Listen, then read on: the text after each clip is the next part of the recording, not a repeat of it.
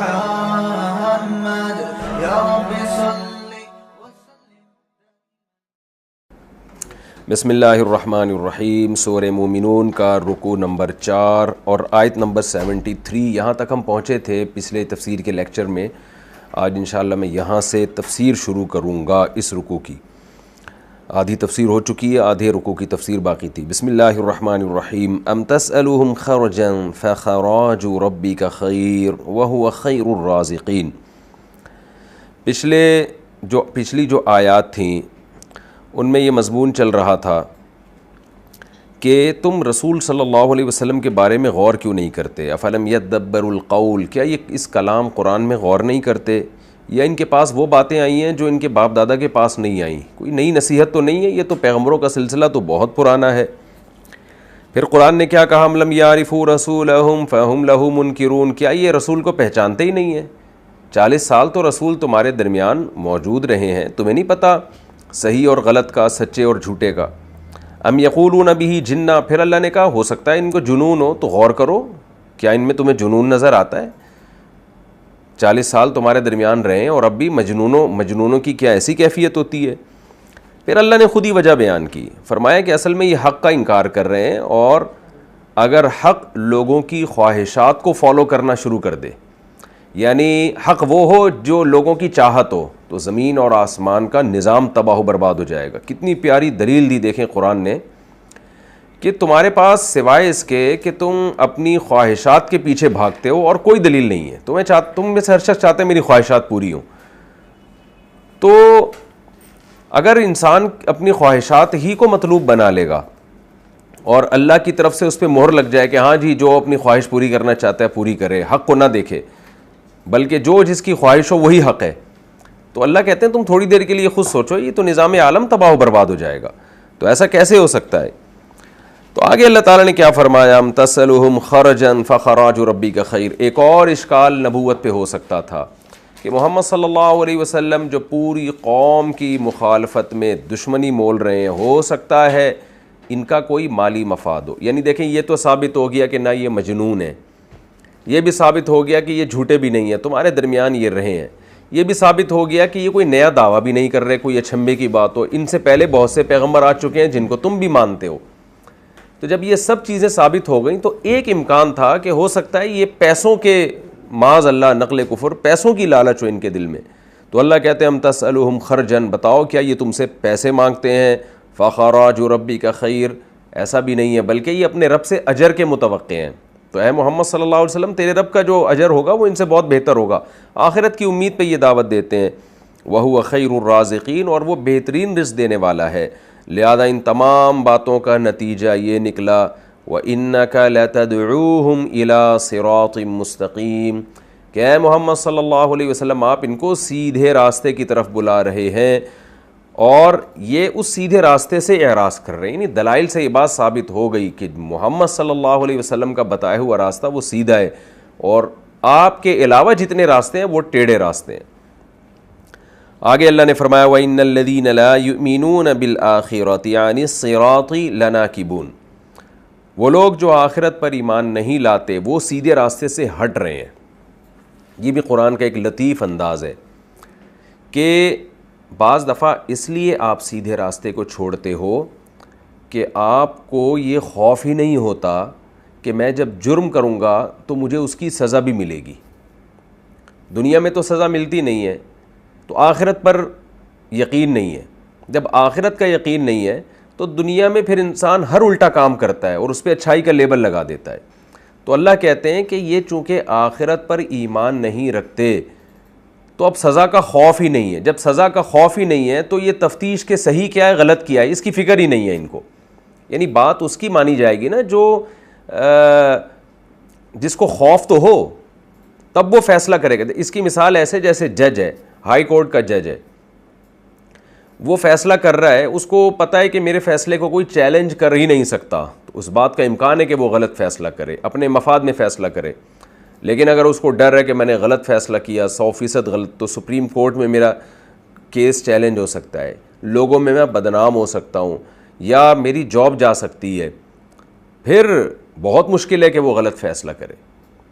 تو اللہ بھی یہ کہتے ہیں کہ یہ دلائل کی دنیا میں تو فیل ہو چکے ہیں. اصل بات یہ ہے کہ چونکہ آخرت پر ان کو شک ہے, یقین نہیں ہے, تو اب لاؤبالی پن کا شکار ہیں.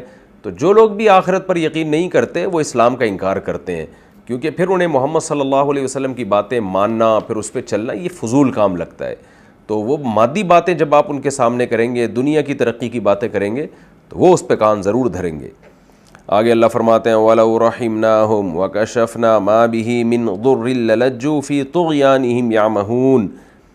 اگر ہم ان پر رحم کر لیں, اور ما بِهِمْ مِنْ ضُرٍّ, یعنی اگر بالفرض ان پر کوئی عذاب آ جائے نا, آخرت کا تو خوف ہے نہیں ان کے دل میں. بعض دفعہ یہ ہوتا ہے کہ دنیا میں نافرمانوں پہ کوئی عذاب آتا ہے, مصیبتیں آتی ہیں, بیماریاں آتی ہیں, قحط آتے ہیں, تو اللہ کہتے ہیں کہ اس میں بھی ان کی حالت یہ ہوتی ہے کہ جب تک اس مصیبت میں مبتلا ہوتے ہیں تو کچھ لوگوں کو اللہ یاد آتا ہے, کچھ لوگ توبہ کر لیتے ہیں, لیکن جب ہم مصیبت دور کرتے ہیں تو یہ پہلے سے بھی زیادہ ڈھیٹ ہو جاتے ہیں اور کہتے ہیں یہ مصیبت کوئی اللہ نے تھوڑی دی تھی, یا کوئی ہماری نافرمانیوں کا نتیجہ تھوڑی ہے, بلکہ یہ تو زمانے کے تصرفات ہیں. کبھی بارشیں ہوں گی, کبھی قحط آئے گا, کبھی صحت ہوگی, کبھی بیماریاں ہوں گی, یہ تو مسائل تو آتے ہی رہتے ہیں. سوال پیدا ہوتا ہے جب مسائل آئے تھے اس وقت یہ بات کرتے ہیں نا, اس وقت تو سب اللہ کی طرف رجوع کر رہے ہوتے ہو. تو یہ بات قرآن نے یہاں بیان کی. وَلَوْ رَحِمْنَاهُمْ, اللہ فرماتے ہیں اگر ہم انسانوں پر رحم کریں, وَكَشَفْنَا مَا بِهِمْ مِنْ ضُرٍّ, اور ہم کھول دیں وہ چیز جو ان کے ساتھ ہے, یعنی ضرر, ضر کہتے ہیں ضرر کو, جو جس مصیبت میں انسان مبتلا ہو ہم اس مصیبت کو ان سے دور کر دیں, تو رزلٹ کیا آتا ہے؟ لَلَجُّوا, لجو کا معنی ہوتا ہے گھس جانا کسی چیز میں.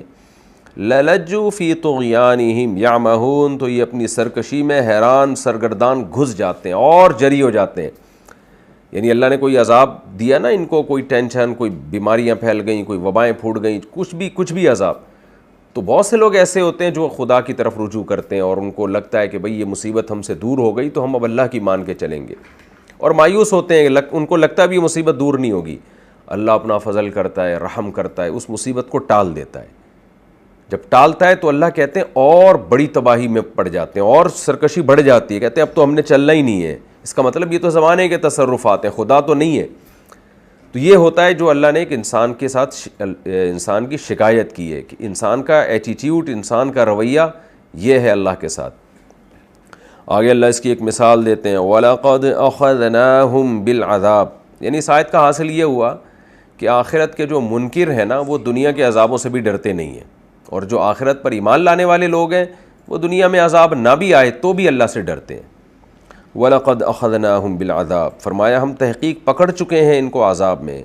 فَمَا اسْتَكَانُوا لِرَبِّهِمْ, تو انہوں نے اپنے رب کے لیے تواضع نہیں کی. وَمَا يَتَضَرَّعُونَ, اور نہ اللہ کے سامنے گڑ گڑائی ہے, تواضع اختیار کی. تضرع کا معنی بھی عاجزی کرنا.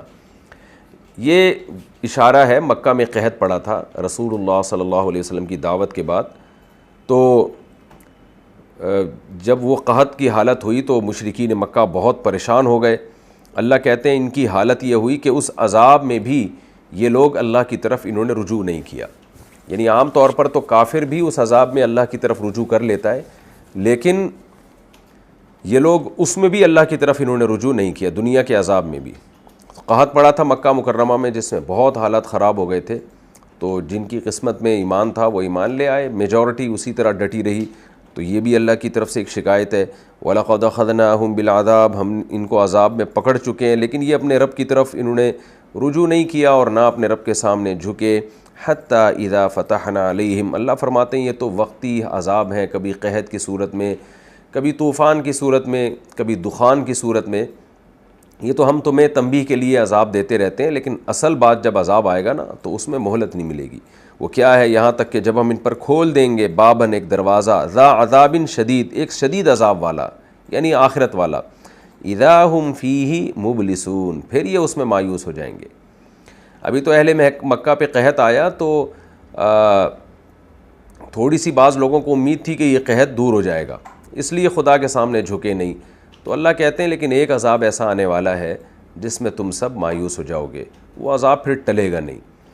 یہ ہمارا رکوع کمپلیٹ ہو گیا, اور اس رکوع کا حاصل یہی ہے کہ اس جو شروع ہوا یہ یا ایھا الرسل کلوا من الطیبات، اسلام کا خلاصہ اللہ نے بیان کیا، کھاؤ بھی اچھا، عمل بھی اچھا کرو، اور ایک ہی راستہ ہے، یہ بہت امپورٹنٹ آیت ہے اس رکوع کی، وَإِنَّ هَٰذِهِ أُمَّتُكُمْ أُمَّةً وَاحِدَةً، ایک ہی امت ہے، سارے پیغمبروں کا بیسک دین ایک ہی ہے، اور یہی اسلام کی بیسک تعلیمات ہیں، ایک خدا کو ماننا ہے، کریٹر کو ماننا ہے، نہ ہم نے یہ کہنا ہے کہ انسان ارتقاء کی پیداوار ہے، نہ ایک خدا نے کائنات کو پیدا کیا، خالق ہے، اور اس کے احکام کیا ہیں، اس نے پیغمبروں کو بھیجا، عمل کیا ہے، عمل ہم نے یہ کرنا ہے کہ کھانا بھی پاکیزہ اور عمل بھی ہمارا پاکیزہ ہونا چاہیے، یہی ایک دین ہے، اور اس بیسک دین کو چھوڑو گے تو وہ جو چھوڑے گا وہ فرقہ واریت کہلائے گی، فَتَقَطَّعُوا أَمْرَهُمْ بَيْنَهُمْ زُبُرًا، تو اس اصل دین سے تم سب نے چمٹے رہنا ہے۔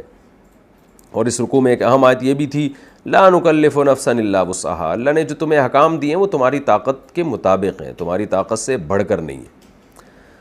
اور اہم آیت اس رکوع میں یہ بھی تھی، وَلَوِ اتَّبَعَ الْحَقُّ أَهْوَاءَهُمْ، اگر حق لوگوں کی خواہشات کے پیچھے چلنا شروع ہو جائے، مجھے جو اچھا لگ رہا ہے حق بھی وہی ہو، تو ایسا نہیں ہو سکتا، نظام کائنات تباہ ہو جائے گا، آپ کو اپنی خواہشات کو حق کے تابع کرنا پڑے گا۔ آج دیکھ لینا دنیا میں ایسا ہی ہوتا ہے، ہر آدمی کو فتویٰ مفتی سے وہی چاہیے جو اس کو فیور کر رہا ہو، کاروبار میں فتویٰ وہی چاہیے جو مجھے فیور کر رہا ہو، جس نے جو بزنس کرنا ہوتا ہے نا، جب علماء کہتے ہیں یہ بزنس جیسے بلاک چین ہے، سب علماء کہتے ہیں جتنے بھی معتبر علماء یہ حرام ہے، ناجائز ہے، فارکس ٹریڈنگ میں 20 صورتیں حرام ناجائز ہیں، ڈالر کو آپ کرنسی کے بدلے میں بیچ رہے ہیں، دونوں طرف سے قبضہ ضروری ہے، لوگ ان چیزوں کا خیال نہیں کرتے، تو جب علماء کہتے ہیں ناجائز ہے تو پھر علماء پہ اعتراض کرتے ہیں کہاں سے ناجائز ہو گیا۔ یہ تو میں مذہبی لوگوں کی بات کر رہا ہوں، جو مذہبی نہیں ہے وہ تو کہتے ہیں ہم نے تو دیکھنا ہی نہیں ہے کہ حلال کیا ہے حرام کیا ہے، ان کو تو فکر ہی نہیں ہے۔ جو مذہبی لوگ ہیں لیکن شہوت پرست ہیں تو وہ کیا کرتے ہیں کہ اپنی مرضی کے فتوے لانا شروع کر دیتے ہیں، یعنی پہلے ان کی خواہشات ایک بنتی ہیں، یعنی یوں نہیں کرتے کہ پہلے ہم تحقیق کریں، جو حق ہوگا ہم اس کے مطابق تجارت کریں گے، نہ تجارت تو کرنی ہے، پروفٹ تو کمانا ہے، نفع تو اس طریقے سے کمانا ہی کمانا ہے، باقی پھر اپنی حساب سے دیکھیں گے کون سا اسکالر جو ہے وہ بات کر رہا ہے اس کے جائز ہونے کی۔ تو دنیا میں بڑے بڑے اسکالر پڑے ہوئے ہیں، معتبر علماء سے وہ رابطہ نہیں کرتے، کیونکہ معتبر علماء ان کو فتویٰ دیتے ہیں ان کی رائے کے خلاف، ان کو چاہیے ہوتا ہے اپنی رائے کے مطابق۔ تو یہی ہے وَلَوِ اتَّبَعَ الْحَقُّ أَهْوَاءَهُمْ، اللہ کہتے ہیں حق تمہاری خواہشات کے پیچھے نہیں چلے گا، تم نے اپنی خواہشات کو حق کے تابع بنانا ہے۔ آگے چلتے ہیں جی، ہم اگلا رکوع شروع کرتے ہیں، سورہ مومنون کا رکوع نمبر 5 اور 18ویں پارے کا بھی رکوع نمبر 5۔ اس کا مختصر لفظی ترجمہ مختصر گرامر کے ساتھ، پھر انشاءاللہ اس کی تفسیر۔ بسم اللہ الرحمن الرحیم۔ وَهُوَ الَّذِي أَنشَأَ، اللہ وہ ذات ہے جس نے پیدا کیا، لَكُمُ السَّمْعَ، تمہارے لیے سماعت کو، کان کو، والابصار اور نگاہوں کو، یعنی دیکھنے کی طاقت بھی دی، سننے کی طاقت بھی، والافئدہ اور دل پیدا کیے، فؤاد کی جمع افئدہ، قلیلا ما، بہت ہی تھوڑا ہے، قلیل کا معنی تھوڑا، ما جو ہے نا قلیل کے بعد جب لگتا ہے تو اس کا معنی بہت زیادہ تھوڑا، قلیلا ما، بہت تھوڑا، تشکرون، تم شکر کرتے ہو، یہ بھی مبالغہ قرآن کا اصل مطلب ہے تم شکر ہی نہیں کرتے۔ تو بعض دفعہ جب کوئی کام نہیں کیا جاتا نا تو اس کو تھوڑے سے تعبیر کیا جاتا ہے کہ تم بہت تھوڑا کرتے ہو، تو مقصد ہوتا ہے کہ نہیں کرتے تم شکر۔ وَهُوَ الَّذِي ذَرَأَكُمْ، وہ اللہ وہ ذات ہے جس نے پیدا کیا تم کو، فی الارض، زمین میں، ذرا کا معنی پھیلا دیا، ذریت سے نکلا ہے، ذریت اولاد کو کہتے ہیں نا کیونکہ پیدا ہوتی ہے وہ، تو وہ اللہ وہ ذات ہے جس نے تمہیں بکھیر دیا یعنی پیدا کر کے پھیلا دیا زمین میں، وَإِلَيْهِ تُحْشَرُونَ، اور پھر اسی کی طرف تم جمع ہو جاؤ گے۔ وَهُوَ الَّذِي يُحْيِي وَيُمِيتُ، وہ اللہ ہی وہ ذات ہے جو زندہ بھی کرتا ہے، وَيُمِيتُ، اور موت بھی دیتا ہے، وَلَهُ اخْتِلَافُ اللَّيْلِ وَالنَّهَارِ، اسی کے لیے رات اور دن کا اختلاف ہے، یعنی وہی اس اختلاف کا مالک ہے۔ کیا مطلب؟ اسی کے کنٹرول میں ہے کہ رات اور دن کے ٹائم میں اختلاف کر دینا، کبھی رات لمبی دن چھوٹا، کبھی دن لمبا اور رات چھوٹی۔ افلا تعقلون، تو تم عقل سے کام کیوں نہیں لیتے؟ بل قالوا، بلکہ یہی کہتے ہیں، یعنی عقل سے کام تو نہیں لیتے، کرتے کیا ہیں، کہتے کیا ہیں، مثل ما قال الاولون، وہی باتیں کرتے ہیں جو پہلے والے لوگوں نے کی ہیں۔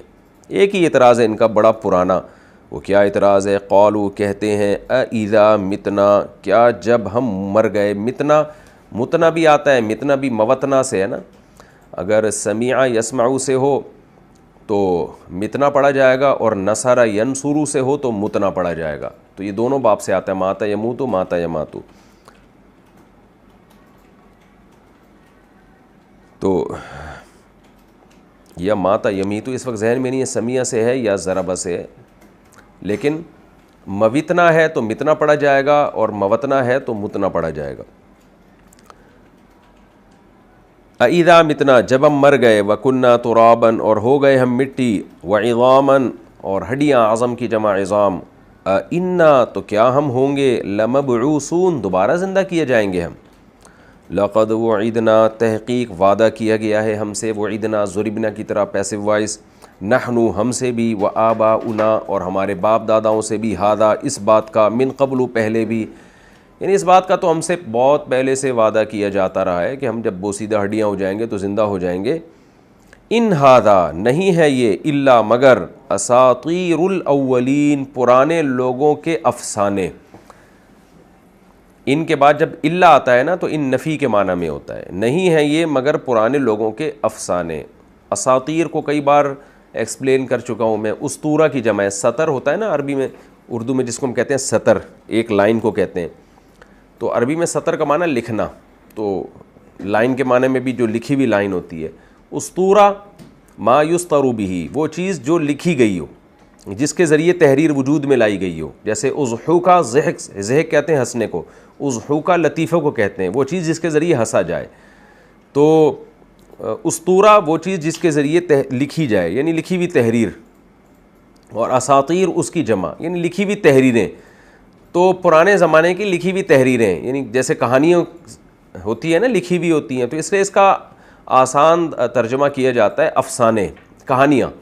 تو یہ پرانے لوگوں کی پرانی کہانیاں ہیں، لکھی ہوئی تحریریں ہیں جو قدیم سے آسمانی کتابوں میں چلی آ رہی ہیں، اس سے زیادہ اس کی کوئی حیثیت نہیں ہے. قول اے نبی آپ ان سے کہہ دیجئے، لمن الارض کس کے لیے ہے زمین، ومن فیہا اور وہ مخلوق جو زمین میں رہتی ہے، کون اس کا مالک ہے. ان کنتم تعلمون اگر تم جانتے ہو تو بتاؤ. سیقولون للہ ان قریب یہ کہیں گے، للہ یہ سب کچھ اللہ کے لیے. قل کہہ دیجئے، افلا تو کیا تم تذکرون نصیحت حاصل نہیں کرتے. قل من رب السماوات السبع کہہ دیجئے کون ہے 7 آسمانوں کا رب، ورب العرش العظیم اور بہت بڑے عرش کا رب کون ہے. سیقولون یہ فوراً کہیں گے، للہ یہ سب کچھ اللہ کے لیے ہے. قل کہہ دیجئے، افلا تتقون تو پھر تم ڈرتے نہیں ہو. قل من بیدہ کون ہے وہ ذات، بیدہ ملکوت کل شیء جس کے پاس ہر چیز کی ملکیت ہے. ملکوت ملکیت، اختیارات، جس کے ہاتھ میں، بیدہ کون ہے وہ ذات جس کے ہاتھ میں ہر قسم کے اختیارات ہیں.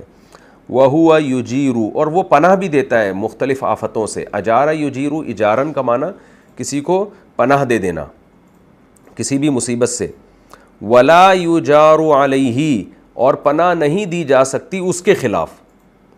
یعنی اللہ پناہ دیتا ہے، لیکن اللہ کسی کو ہلاک کرنا چاہے تو اللہ کے عذاب سے کوئی پناہ نہیں دے سکتا. لا یجار علیہ نہیں پناہ دی جا سکتی، علیہ اس اللہ پر، یعنی اس اللہ کے خلاف آپ کسی کو پناہ نہیں دے سکتے کہ اللہ عذاب دینا چاہ رہا ہو اور آپ نے پناہ دے کے اللہ سے بچا لیا اس کو.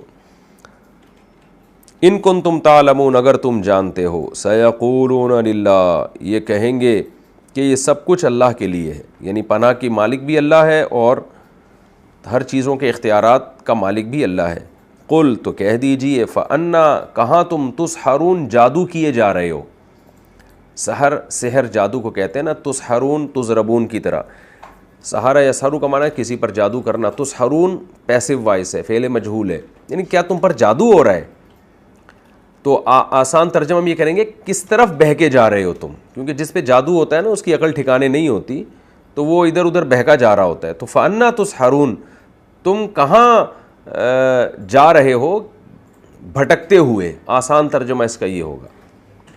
بل اتیناہم بالحق اللہ کہتے ہیں بلکہ بات یہ ہے کہ ہم ان کے پاس حق لے کر آئے ہیں، یعنی ان پہ جادو وادو نہیں ہوا ہے اور ان کی عقل ایسا نہیں ہے کہ عقل ٹھکانے نہ ہو اور جادو ہو گیا تو عقل کام نہیں کر رہی تو غلط ٹریک پہ چل پڑے ہو. نہ بل اتیناہم بالحق اصل بات یہ ہے کہ ہم ان کے پاس حق لے کر آئے ہیں. وَإِنَّهُمْ لَكَاذِبُونَ اور یہ جھوٹ بول رہے ہیں. یعنی حق کا انکار کر کے یہ جھوٹ بول رہے ہیں. مَتَّخَذَ اللَّهُ مِن وَلَدٍ, نہیں ٹھہرایا اللہ نے کسی کو اولاد. وَمَا كَانَ مَعَهُ مِنْ إِلَٰهٍ, اور نہیں ہے اس خدا کے ساتھ, اس اللہ کے ساتھ کوئی الہ, کوئی اور معبود نہیں ہے. اذن, اگر ایسا ہوتا, اذن کا مطلب کئی بار بتا چکا ہوں, اذ کان کذا, اگر ایسا ہوتا, لَذَهَبَ, تو لے جاتا, کلو الہ, ہر معبود, بما خلقا, اس مخلوق کو جو اس نے پیدا کی. ذہبہ کے بعد جب با آئے تو اس کا معنی لے جانا. ذہبہ بما خلقا, لے جاتا ما, اس مخلوق کو, خلقا جو اس نے پیدا کی. تو ہر معبود اپنی مخلوق کو لے کے لے جاتا. وَلَا عَلَا, لام تاکید کے لیے ہے, علا کا معنی علا یعلو علوًا, یہ لفظ کئی بار آ چکا ہے. علا بعضهم علا بعض, اور ان میں بعض پر سرکشی کرتے, چڑھ دوڑتے. علا کا مطلب علو, چڑھ دوڑتے اس کے اوپر, یعنی ان معبودوں میں بڑی لڑائیاں ہو جاتی.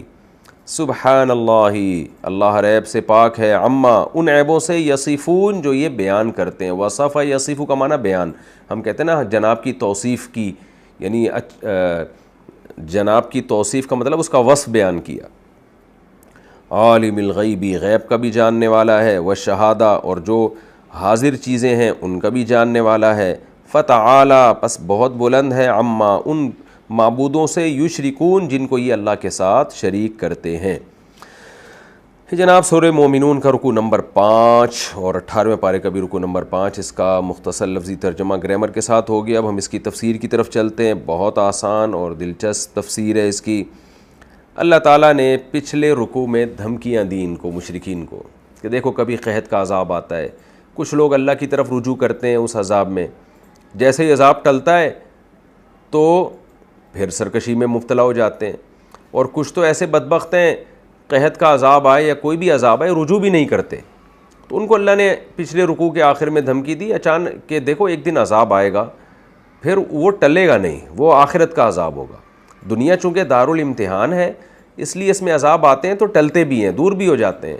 آخرت دارالامتحان نہیں ہے, وہ دارالجزا ہے. تو وہاں جب عذاب آئے گا تو تم مایوس ہو جاؤ گے, وہ ٹلے گا نہیں. تو یہ دھمکی جو اللہ تعالیٰ نے دی, ان کو ڈرایا, اس کے بعد اللہ پھر عقلی دلائل کی طرف آتے ہیں کہ تم سوچتے کیوں نہیں ہو.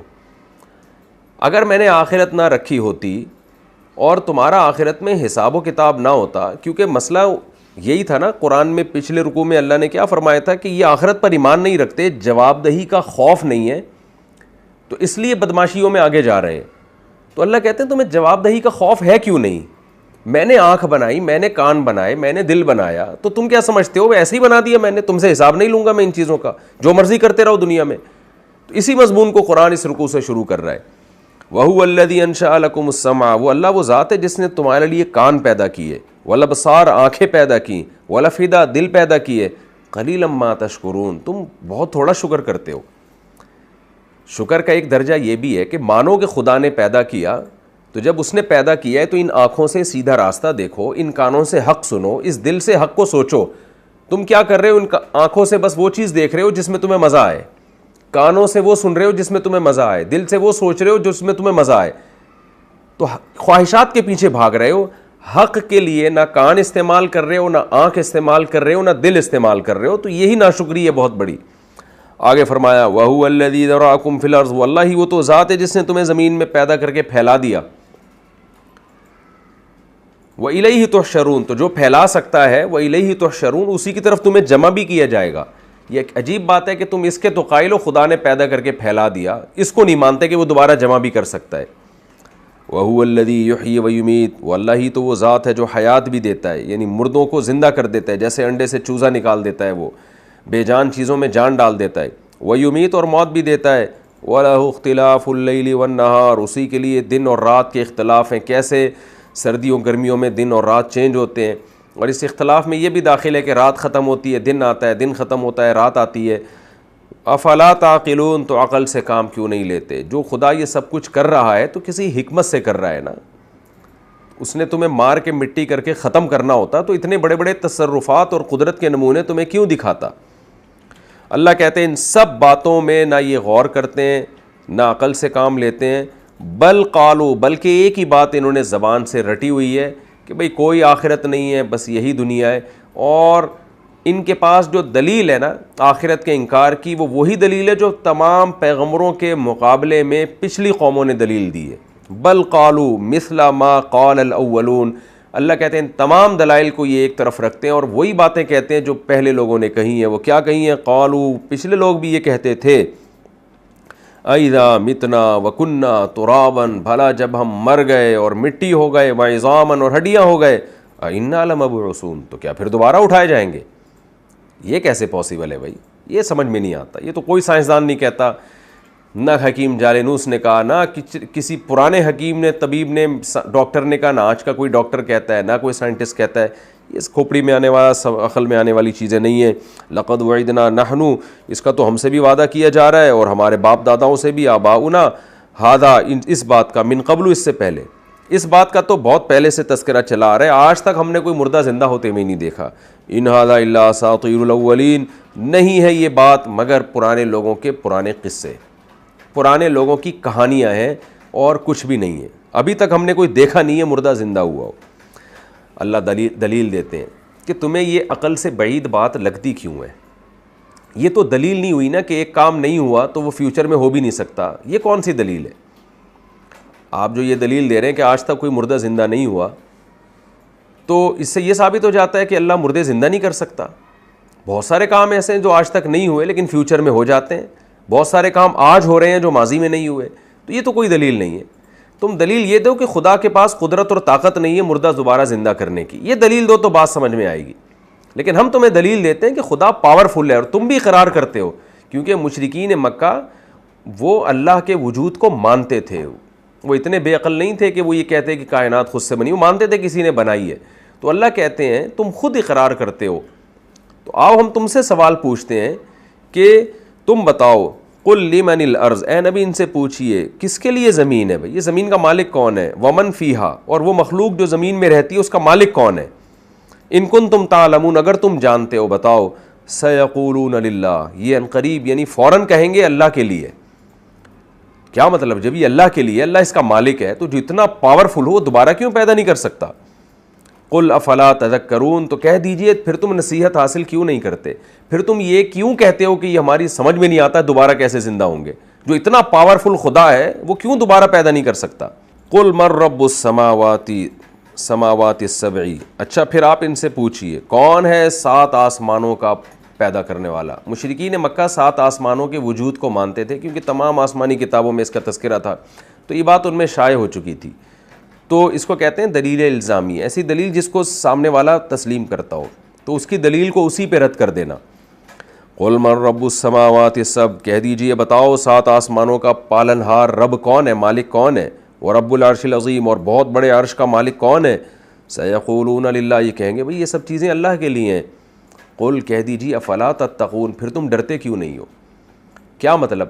ایک طرف تم مانتے بھی ہو کہ اس کائنات کا مالک بڑا پاورفل ہے، پھر یہ کیوں کہتے ہو کہ ہم دوبارہ کیسے پیدا ہوں گے؟ یہ تو عقل میں آتا ہی نہیں ہے. تم یہ بات کہتے ہوئے ڈرتے کیوں نہیں ہو؟ یعنی تم اس بات سے کیوں نہیں ڈرتے کہ وہ خدا تمہیں سزا دے سکتا ہے؟ بار بار یہ کیوں کہتے ہو یہ عقل سے بعید ہے؟ جو اتنا پاورفل ہے اس کے بارے میں یہ کہنا کہ یہ کیسے پیدا کرے گا، تو وہ اس کے عذاب سے تمہیں ڈرنا چاہیے. تم اس کی توہین کر رہے ہو. قل من بیدہ ملکوت کل شیء، اے نبی آپ ان سے تیسرا سوال پوچھئے بتاؤ کون ہے جس کے ہاتھ میں ہر چیز کے اختیارات ہیں، سب کچھ کر سکتا ہے اس کائنات میں وہ.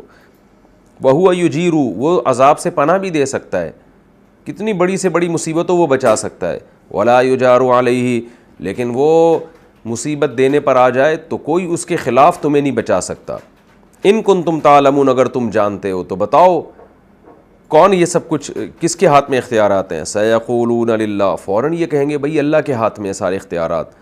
قل، پھر اے نبی آپ ان سے کہہ دیجئے فانا تسحرون، پھر تم پر جادو جو کیا گیا ہے تو تم کدھر کو جا رہے ہو؟ یعنی اس جادو کی وجہ سے تم سیدھے راستے سے بھٹک گئے ہو، تمہاری عقل کام نہیں کر رہی ہے. فانا، کہاں جا رہے ہو پھر تم؟ یعنی پھر تم یہ جو کہہ رہے ہو نا کہ ہم دوبارہ کیسے زندہ ہوں گے، اس کا مطلب تم سیدھے ٹریک سے ہٹ گئے ہو. کسی نے تم پہ جادو کر دیا ہے، تمہاری عقل کام نہیں کر رہی ہے، تو کیا پھر یعنی بار بار یہ کیوں کہتے ہو کہ یہ کیسے ممکن ہے؟ دیکھیں آج بھی یہی ہو رہا ہے نا. آج بھی جو ملحد اور ایتھیسٹ لوگ ہیں ان کو جب بتایا جائے دوبارہ ہم نے زندہ ہونا ہے، کہتے ہیں یہ کیسے ممکن ہے؟ او بھائی منی کے قطرے سے 9 مہینے میں بچہ ماں کے پیٹ سے باہر آ جاتا ہے. یہ کیسے ممکن ہو گیا؟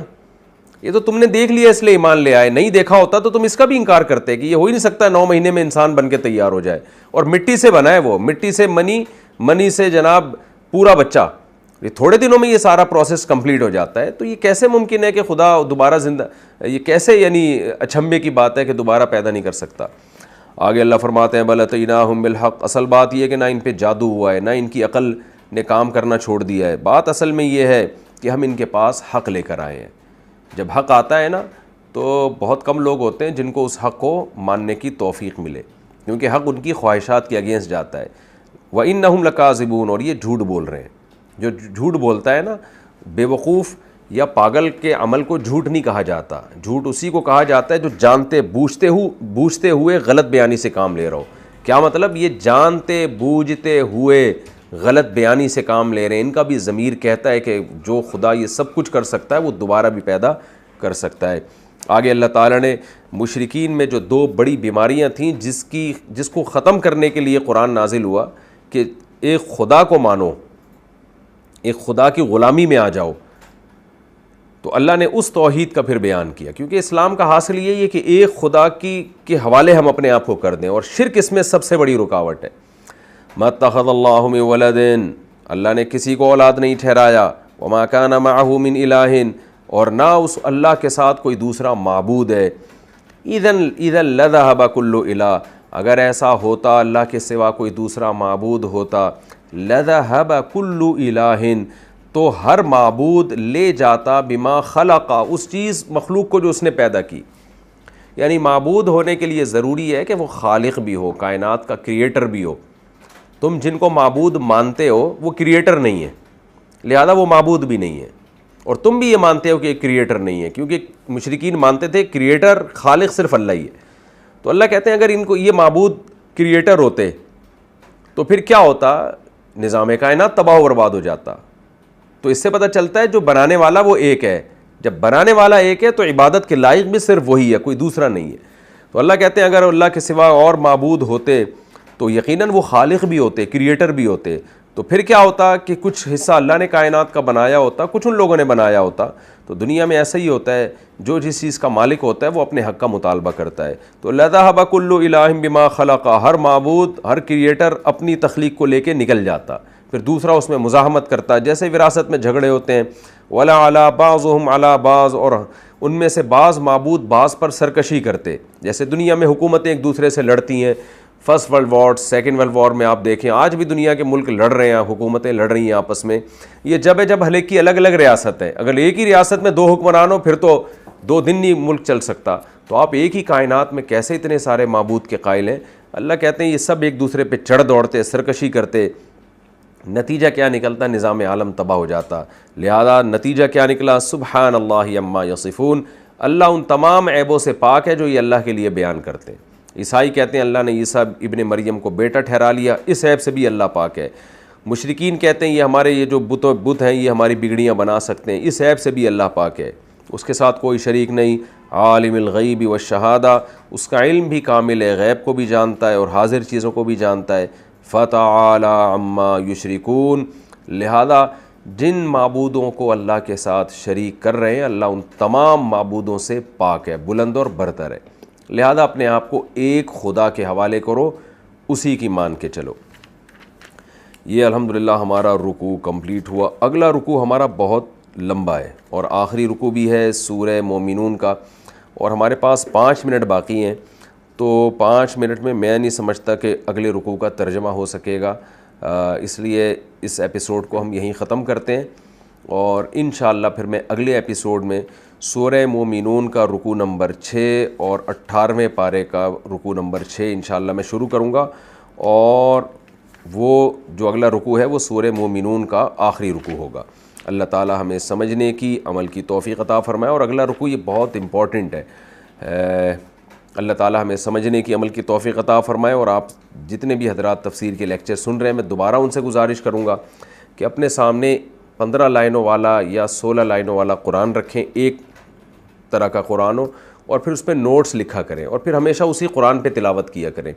جو چیزیں آپ کے ذہن سے رہ جائیں گی جب وہ لکھی ہوئی ہوں گی تو وہ ریپیٹ ہوتی رہیں گی. تو باقاعدہ پراپر طریقے سے آپ اس کو ایک کلاس کی طرح سنا کریں، جیسے ہم کلاس میں بیٹھ کے ٹیچر کا لیکچر سنتے ہیں اور نوٹس تیار کر رہے ہوتے ہیں۔ اگر آپ اس کو ایک عام پروگرام کی طرح سنیں گے، جیسے بیانات سنے جاتے ہیں، تو پھر جتنا فائدہ ہونا چاہیے اتنا فائدہ آپ کو ہوگا نہیں۔ سیکھنے میں کچھ دنوں کی محنت ہوتی ہے، زندگی بھر انسان اس کا فائدہ اٹھاتا ہے۔ اللہ تعالیٰ سمجھنے کی، عمل کی توفیق عطا فرمائے۔ وما علینا الا البلاغ۔ پھر میں ریپیٹ کر دوں، کیونکہ میں جب دیکھتا ہوں نا لیکچر تو میں آخری لفظ دیکھتا ہوں میں نے کیا کہا ہے، کون سا رکوع۔ اگلے ایپیسوڈ میں سورہ مومنون کا رکوع نمبر 6 اور 18ویں پارے کا بھی رکوع نمبر 6، یعنی سورہ مومنون کا آخری رکوع، وہ میں شروع کروں گا۔ وما علینا الا البلاغ۔